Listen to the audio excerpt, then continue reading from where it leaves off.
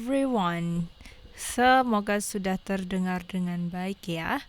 Eh, Hari ini kita akan coba belajar gimana sih menulis IELTS writing, IELTS academic writing untuk bagian task 2 ya, IELTS writing bagian kedua. Nah, kalau di bagian kedua itu kalian bakalan dapat soal kayak gini. By the way, ini soal aku ambil atau aku comot dari sebuah platform open source milik ielts.com.au, IELTS Australia, salah satu penyelenggara official dari ujian IELTS ya. Dan kali ini kita akan coba ngulik nih soal yang satu ini. The average standard of people's health is likely to be lower in the future than it is now. To what extent do you agree or disagree with the statement? Very interesting. Give reasons for your answer and include any relevant examples from your own knowledge or experience. Soal dari IELTS Writing Task 2 akan selalu seperti ini. Maksudnya bukan bentuk soalnya sama ya, tetapi dia akan selalu minta penjelasan semacam ini nih. Give reasons for your answer, kasih alasan dari jawaban kamu, and include any relevant examples, dan masukkan example atau contoh yang relevan dengan topik yang dia minta di sini, from your own knowledge or experience. Kalian boleh pakai contoh dari pengalaman pribadi ataupun dari dari pengetahuan kalian gitu ya. As long as you include those two elements, it would be actually a good start. Okay? Nah, kalau kita lihat soal ini, gedein dikit kali ya, biar kelihatan dong. The average standard of people's health is likely to be lower in the future than it is now. To what extent do you agree or disagree with this statement? Yang pertama kali akan aku lihat adalah bagian ini nih, karena ini kayak ngasih tahu kamu dia tuh nanyain hal apa.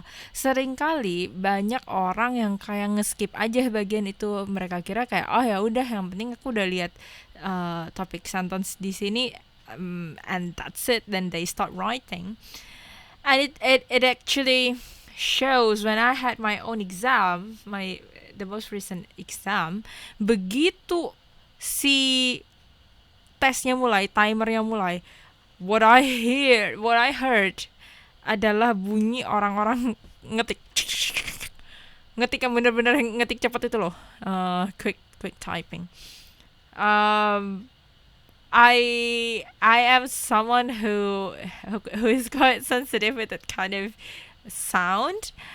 Jadi di awal aku lumayan agak gimana gitu ya dengarnya.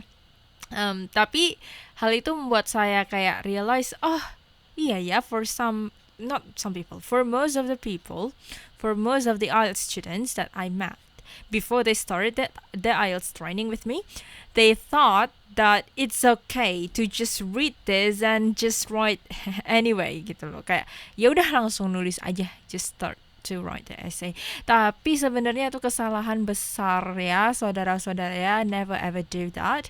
You would always have to be careful, karena ini nih bagian ini nih yang beragam banget di writing task 2. I even got one student who came up to me saying that the previous teacher just taught them one type of question. Mereka cuma diajarin satu tipe soal. Padahal nih yang aku kuningin ini, kalau di IELTS Writing Academic, dia bisa macam-macam bentuknya, asli. Kalau kalian nggak hati-hati ngebaca bagian ini, wah gimana tuh gitu kan. Padahal ini adalah kunci dari segala kunci kalau di IELTS Writing. So perhatikan si soal yang aku kuningin ini. Baru perhatikan dia lagi nanyain topik apa gitu di bagian atasnya. Oh, they are talking about average standard of people's health.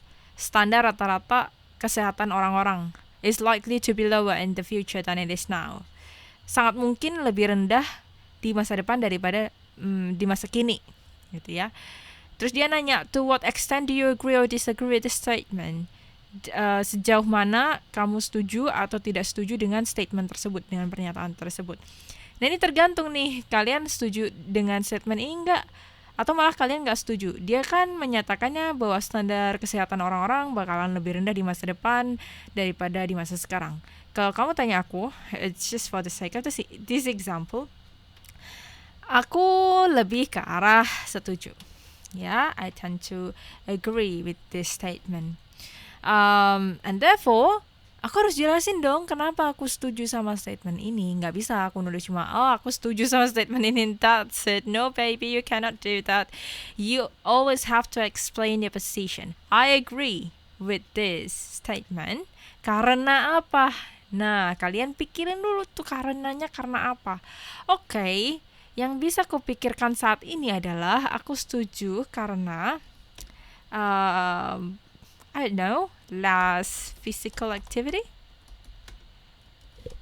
Oke, less physical activity itu maksudnya gimana? Ya karena orang lebih banyak kerja duduk. Oh ya, honestly, di planning tulisanku aku selalu pakai bahasa Indonesia seperti ini. Jadi campur-campur aja. Yang penting otak aku nangkep. And you should do that too.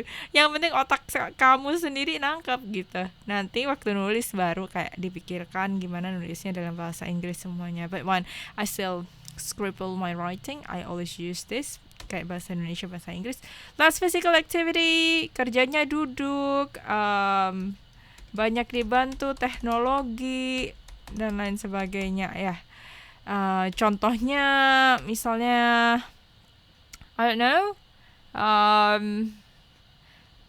maybe more and more people spend time working without doing any regular exercise. Oh my god, ini gambaran pribadiku sih ya, by the way. Dan aku nggak bisa bayangin nanti di masa depan mungkin akan lebih banyak yang kayak gitu ya. Terus alasan kedua, maybe I would like to talk about nutrition, more processed food, dalam artian more processed food. Kenapa dengan processed food? Maybe due to scarcity of some source of nutrition. And therefore people turns to instant meals options. Ya, semacam itulah. Contohnya aja apa gitu ya. Canned food, whatever, junk food. Ini masih very rough. I basically do it spontaneously right now, which is what you are going to do in your real test. Nobody is gonna be ready for your writing for the writing test in IELTS. Nggak ada yang benar-benar 100% siap karena kayak kita nggak akan pernah tahu kita dapat soal apa. It's like a box of chocolate. You cannot really know what's inside the chocolate unless you bite it. It's the same. Karena ini meminta saya untuk menjelaskan sejauh mana saya setuju atau sejauh mana saya nggak setuju, I have to find some ideas of to support my position, yeah, in order to support my position. Karena saya posisinya pilih setuju, saya harus pilih penjelasan-penjelasan yang mengarahnya ke setuju kalau standar hidup sehatnya orang-orang tuh bakalan lebih rendah di masa depan daripada di masa sekarang. I know it's a little bit confusing maybe, karena belum aku kembangin kemana-mana. Tapi I was wondering, kalau kamu jadi aku dan dapat soal ini, kamu bakalan lebih ke arah setuju atau nggak setuju? Dan kira-kira ide seperti apa yang bakal kalian kembangin? I think that's about it for now. Maybe next time we're going to talk a little bit about how we could, I don't know, orchestrate the structures in the writing of IELTS. Thank you for listening. Makasih ya udah mampir. Sampai ketemu di video selanjutnya. See you.